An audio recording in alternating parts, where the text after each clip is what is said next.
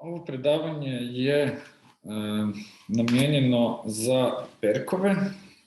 Ako niste čuli taj pojam, to su nagrade u crowdfunding kampanji. Znači, ako ih imate, to čini vašu kampanju nagradnom. Znači, nije donacijska. I to su u biti kutice sa strane, recimo, na Indiegogo stranici koje vi odabirete za određeni iznos novaca da dobijete za uzvrat od pokretača kampanje. Znači, ako crowdfundate izdavanje knjige, jedino je logično da vi ponudite backerima opciju da kupe tu vašu knjigu po određenoj cijeni koju ste već vi odlučili da je najbolja za vašu kampanju. Perkovi su zapravo, mogu biti osobno i emocionalno uključivanje vašeg backera u neku kampanju na bazi donacije, ili pak mogu predstavljati i osobnu korist vaših podupiratelja na bazi te nagrade. Stvara se reciprocitet i mora postojati zbog toga jer vi morate imati koristi od njegove uplate, a vi nudite osobi nešto što ste u mogućnosti ponuditi, da i ta osoba bude zadovoljna, čitajući ranije će uplatiti vam za kampanju ako joj date nešto korisno.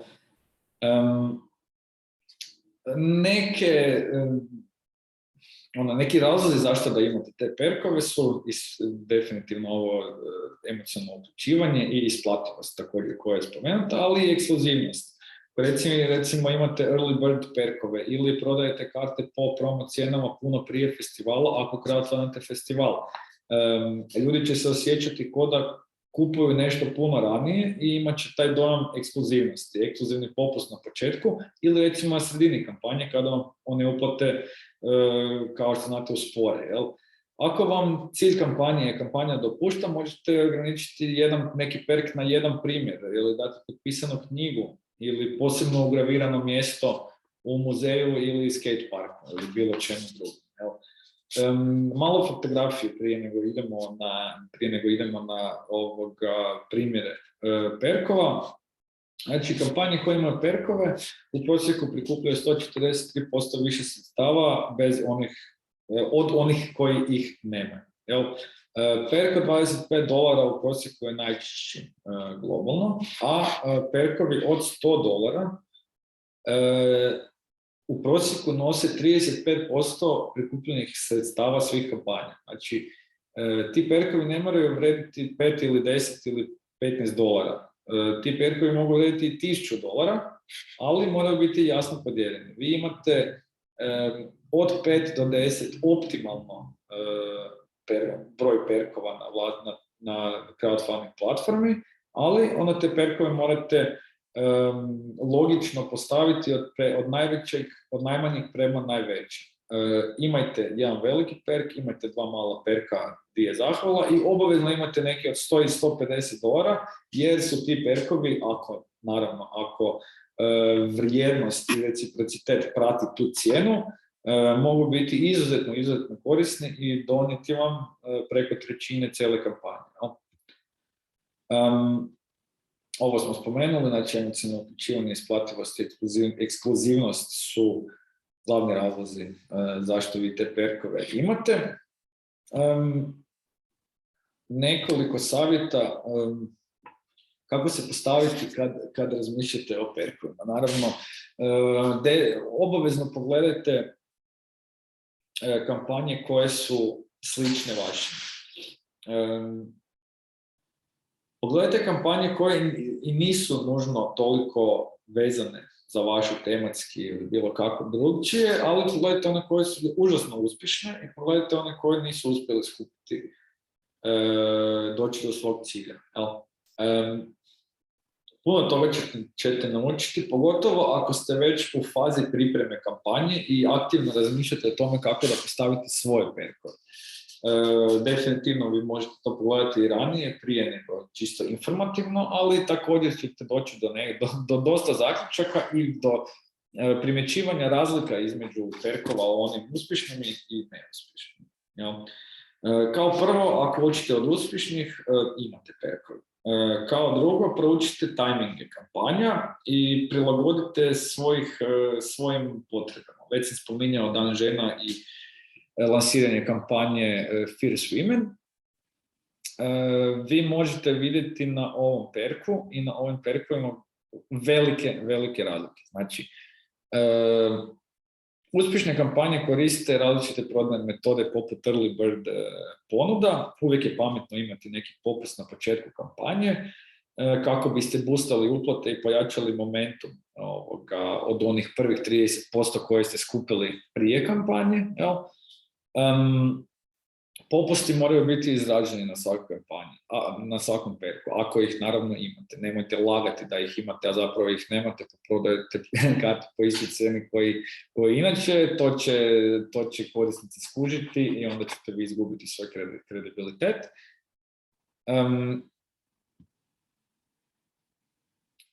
Morate imati i featured perk. Već smo spominjali da su najčešći perkovi 25%, a najisplativiji perkovi $100 i $25, to znači da razmišljate u smjeru da jednog od ta dva perka u tih iznosima stavite kao featured perk. Featured perk znači da će vam biti pin na vrhu iznad svih perkova i prvi će biti viđen od strane bilo koga ko dolazi na vašu crowdfunding platformu. Na taj način si boostate uplate od $100 ili od $25. To ćete odlučiti ovisno o karakteristikama vaše kampanje.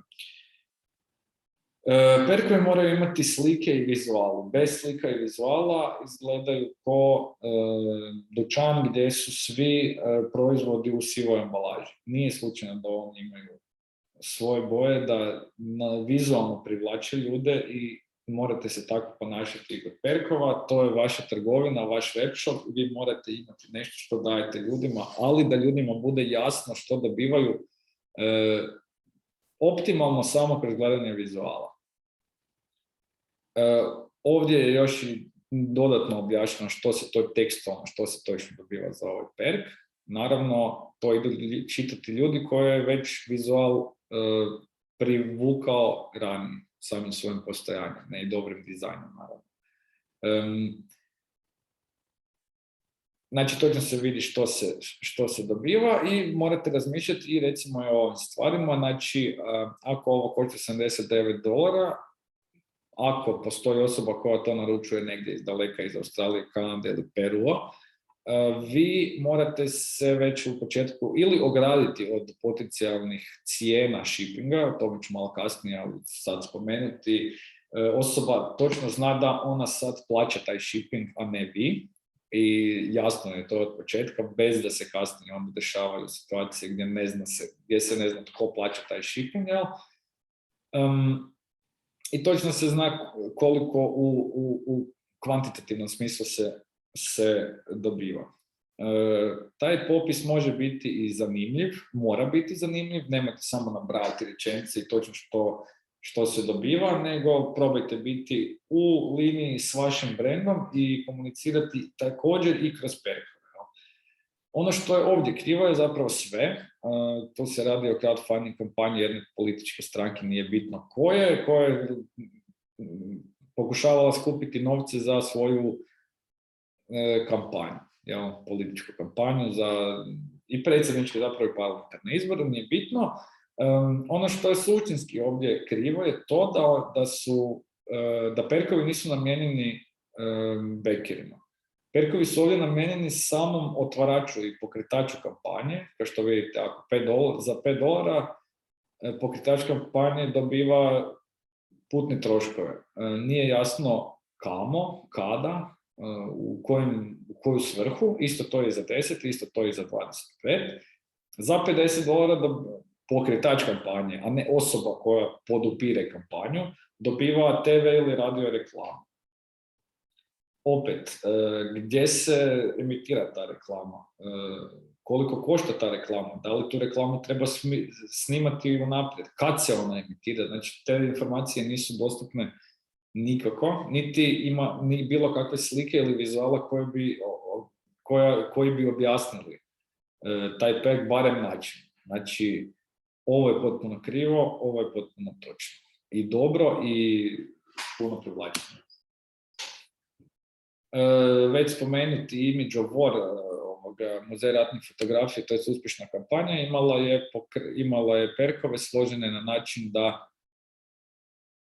su redoslijedom jasno poredani od najmanjeg prema najvećeg i onda ste mogli odabrati recimo featured perk, doživotna ulaznica puta 2, plus majica, plus poster, plus ime na zidu muzeja, sve vrlo jasno i koncizno objašnjeno i to je mogao biti featured perk i osoba koja dolazi na stranicu vaše kampanje odmah vidi taj perk i može ga odabrati. Znači opet vidite da se svi vizuali točno, osobi je jasno što dobiva samim pogledom, recimo na ovo, jasno je da se dobiva majica, jel?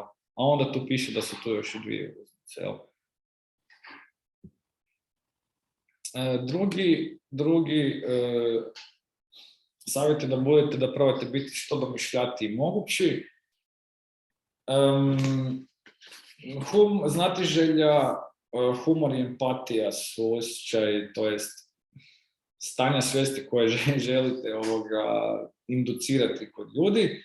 I ako bolje pogledate strategije koje se koriste u prodaji u svakodnevnom životu, u reklamama ćete uvijek vidjeti ta tri. Jel? Znatiželja prodaje jer je znatiželja emocija koja nastaje u dijelu mozga koju zapravo uzrokuje i strah i ostale dominantne osjećaje. Znači, znatiželja je u ljudskoj prirodi i svaki put kad pospješite tu znatiželju, vi zapravo dobivate te ljude jer oni razmišljaju o vama aktivno. Ljudi se poistovjećuju s humorom, znači oni se upuštaju i više vjeruju osobama sa izraženim smislom za humor. Jednako se može aplicirati na kampanjama koje imaju izražen smisao za humor. Empatija je također efikasan način za poticanje emotivnih odluka kod kupca, pogotovo u vremenima kriza. Znamo za, recimo, potrese, pa poplave isto malo ranije u Hrvatskoj, pandemije i slično. Primjer, recimo, Palčići u Petrovoj i crowdfunding kampanje kroz koju je prikupljeno skoro 8 milijuna kuna za obnove bolnica koje su stradale u potresima i to na način da su se prodavali dresovi, nogometni dresovi poznatih igrača na aukcije. Onda su ljudi namjerno preplaćivali, davali pa i desetke tisuća kuna za pojedine dresove, čisto da podupru taj koz i da budu dio te priče za koju su zapravo emocionalno i vezani. Ja? Ovo je zanimljiv perk gdje ste crowdfundao se običan sat, ručni sat, ali to ne znači da vi ne možete recimo rješavati neki problem koji potpuno nema veze s hardverom ili bilo čim sličnim modom. Ja? Znači mogli ste birati boju sata i temeljem odabira te boje vi zapravo birate humanitarnu akciju koju podupire onda pokretač kampanje sa dijelom od vaše donacije. Jel? Zanimljiv koncept i može se primijeniti na zapravo puno kampanje. Recimo primjer humorističnog perka, ovo je naljepnica za auto gdje piše samo Tesla jači od Edisona. Naravno od ovoga vidi se i kroz copywriting i kroz cijeli narativ da brendirana je priča, ali uspješna. Znači priča koja je skupila više od $1.300.000 za izgradnju muzeja za muzej Nikole Tesle. Imate i zanimljive priče vezano za požare. Znači Instagram model u Australiji skupila je više od $700.000 jer je slala svoje nud slike. Zanimljiv je perk i Mystery Beer Box od Brew My Beer kampanje iz Splita koju sam već prije spominjao. Znači vi ste kao poklon mogli kupiti, to su stavili vidite kao featured perk, znači to je prvo što su ljudi vidjeli i ljudi su kupovali zapravo Mystery Beer Box gdje nisu znali što će točno dobiti, ali su mogli to kao dobar poklon kupiti nekom prijatelju. Dosta bitan savjet je da budete sigurno da budete jako oprezni. Mislite na svoju ciljnu skupinu definitivno, perkovi im moraju biti prilagođeni i zanimljivi, nemojte im nuditi nešto što ne žele ili ne trebaju i definitivno im prilagodite cijene. Ako razmišljate o kupovnoj moći vaše ciljne skupine, stvarno nemojte odlaziti predaleko sa cijenom svojim perkova u bilo kojoj strani. Jako dobro mislite i o vremenu izrade i shippinga vaših proizvoda. Znači, vi nemojte obećavati proizvode prije nego ćete biti sigurni da ćete ih moći dostaviti. O tome ovisi dosta faktora. Ako crowdfundite knjigu, vi morate se izdavačem čuti i printovno kad će to biti isprintano i dostavljeno vama. Isto tako imate na umu i cijene izrade i shippinga. Znači, koliko vas košta to printanje knjige, koliko košta transport te knjige do vas i onda koliko košta shipping te knjige u stranu državu.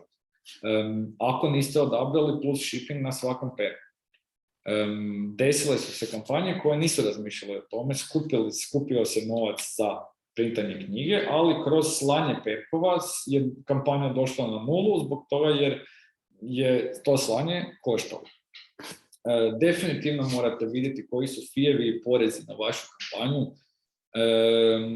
carine, primitak novca na svoj račun i slično, sve uvrstite u financijsku projekciju i definitivno konzultirate svoje računovodstvo jer bi vam se moglo desiti puno problema. Perkovi mogu biti svakakvi. Logično se prvo nazire da oni budu materijalni, pogotovo ako crowdfundite materijalne proizvode. Primjer Super bake, imaju slastičarnicu gdje peku kolače, naravno da će kroz svoje perkove nuditi kavu i kolač. Po malo većoj cijeni od normalne cijene za kavu i kolač u Beogradu, ali ljudima nije problem, zato jer oni tu ne kupuju zapravo sebi kavu i kolač, nego podupiru bake s kojima dijele slične vrijednosti, žele pomoći bakama, a za uzvrat im bake nude kavu i kolač da bi se našli nekako na sredini, a zapravo bake time dobivaju buduće korisnike jer ti ljudi dolaze u samu slastičarnu. Knjiga koju spominjem cijelo vrijeme, hard copy knjige, ako financirate print knjige, jednostavno morate imati knjigu kao ponuđenu među perkovima. Isto tako ide i s telefonima ili navlakama za telefone ili slično. Znači, ako imate materijalne proizvode, nudite ih na crowdfunding platformi. Još uz to možete ostati u fazi in demand, gdje vi skupite zapravo svoj ciljani iznos, ali jednostavno nastavljate koristiti Indiegogo kao svoj web shop. Da biste izbjegli, ako želite izbjeći previše slanja s poštom i slično, možete te svoje proizvode nuditi u digitalnim oblicima. Ako imate muzički album, vrlo lako možete skinuti, možete nuditi digitalno skidanje tog albuma, većina ljudi i sluša glazbu zapravo i online i digitalno, kolekcionari skupljaju hard copy, ali definitivno razmislite logički imate to. Opet, ako postoji neka vrsta popusta na to, jasno ga izrazite. Također, u ovim materijalnim proizvodima će biti bitno da ih ograničite. Jer ako ćete prijeti 200 knjiga, vi ne možete obećati 400. I onda ćete imati nezadovoljne kupce. Tu knjigu isto možete poslati i u digitalnom obliku, naravno. Vi možete crowdfundati i dijeliti i iskustva kroz perkove. Gulaš Disco je festival u Komiži i to vrlo uspješan, koji već 5 ili 6 godinu za redom uspješno crowdfunda svaku svoju verziju. U nekoliko sati ili dan i pol su skupili 72.000 eura i ljudima nude kroz perkove iskustva u obliku karte za festival. S vrlo izraženim popustima i puno jeftinije im izlazi.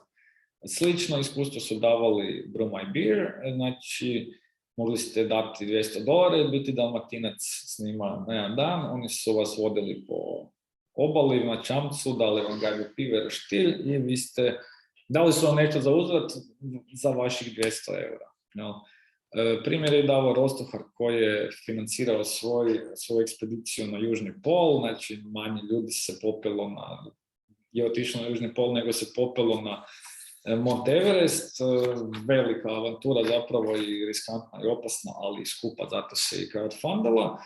On je motivacijski govornik, zapravo puni velike dvorane za koje ljudi plaćaju upa da bi ga slušali i za $300 ste mogli u fazi crowdfunding kampanje kupiti taj privatni razgovor s njim, kava, pivo ili 3 sata razgovora privatnog. Ja?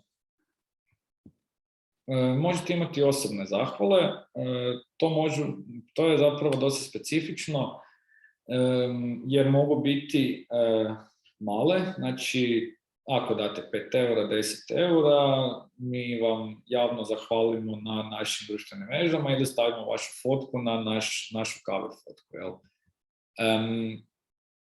Možete ko image of war staviti ime ljudi na zid muzeja.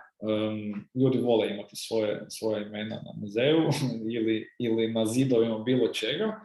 I to su primjeri malih perkova, osobnih zahvala. Ako imate taj perk, vrsta perka, osobna zahvala može biti onaj najveći. Recimo, ako postoji, ne znam, neko ko daje 50% od ukupnog cilja za kampanju, vi nazivate cijeli projekt po toj osobi. Recimo, pa možete na taj način razmišljati ili nazivati neke dijelove vašeg pogona ili nečega što već financirate po nekoj osobi koja se stvarno isprsila za vašu kampanju. No?